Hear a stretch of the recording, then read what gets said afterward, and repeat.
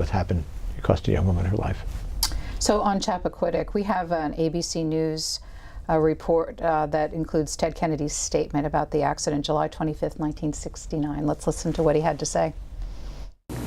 The car overturned in a deep pond and immediately filled with water. I remember thinking as the cold water rushed in around my head that I was for certain drowning. Then water entered my lungs and I actually felt the sensation of drowning. But somehow I struggled to the surface alive. I made immediate and repeated efforts to save Mary Jo by diving into the strong and murky current, but succeeded only in increasing my state of utter exhaustion and alarm. This last week has been an agonizing one for me and for the members of my family, and the grief we feel over the loss of a wonderful friend will remain with us the rest of our lives. You explained earlier that extra brick you brought to the story, but I guess the question I wanted to ask, so how many hours were between him making repeated attempts to save Mary Jo and his reporting to the police? 10 hours. And it's craven. It was absolutely craven. That whole time, as he went back to Edgartown and ostentatiously appeared in the lobby of his hotel asking what time it was, dry and fully dressed, to establish an alibi. She was still in that car and still in that pond. And when his cousin and another aide found him the following morning, he was having breakfast with fellow sailors from the regatta. And they said, "Have you reported it?" And he said, no, I'm going to we're going with the story that Mary Jo was driving the car. And they pulled him into a room and they said, "You can't do that, you can't do that, you can't do that." Still, they did not go to the police. They went to a phone so that he could call and talk to other advisors. And while they were doing that, they saw the ambulance / hearse go over on the little ferry to Chappaquiddick, and they realized that they had about 15 minutes to get to the police and make some kind of report, which in its own way was candid. It said, I was the driver of that car. But it was just, he never tried to justify it. He called it inexcusable. He said that he panicked.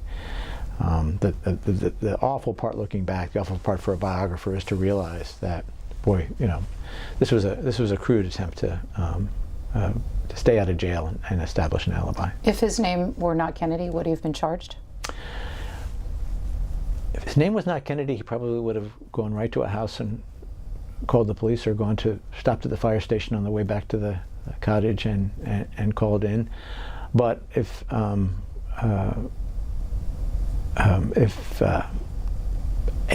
you or I had been in an accident like that, and there was no proof of reckless driving or drinking, then what he finally was convicted of, which was leaving the scene of an accident, he was sentenced to 2 months in jail, suspended.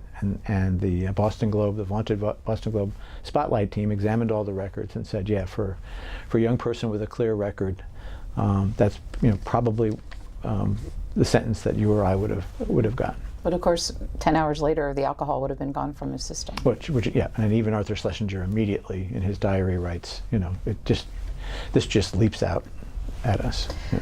So how did it impact his political effectiveness? Watergate was a few years really after that, and he was possibly going to be tasked with the Watergate investigation. So how did that play out? Well, before he got there, it's unbelievable. He was still the presidential frontrunner. And one of the pictures I love in the book is that when he campaigns in 1970, after Chappaquiddick, there's this picture of these nuns standing on the side of the road holding a big banner that says, "We love our Ted."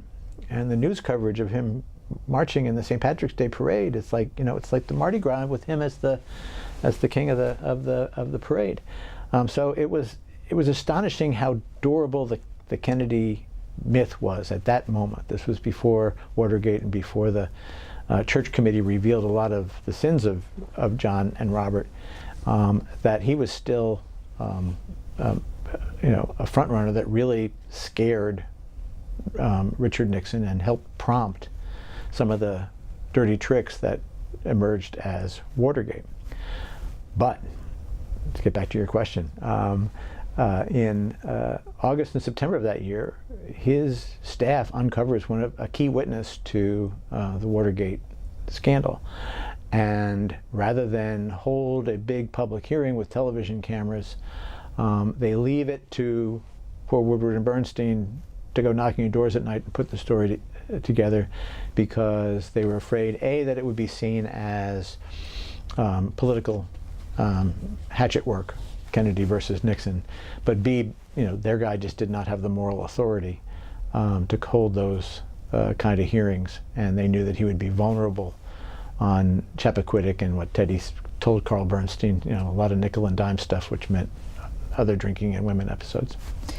And once again, in 1976, the family, with his blessing, prepped for a presidential run,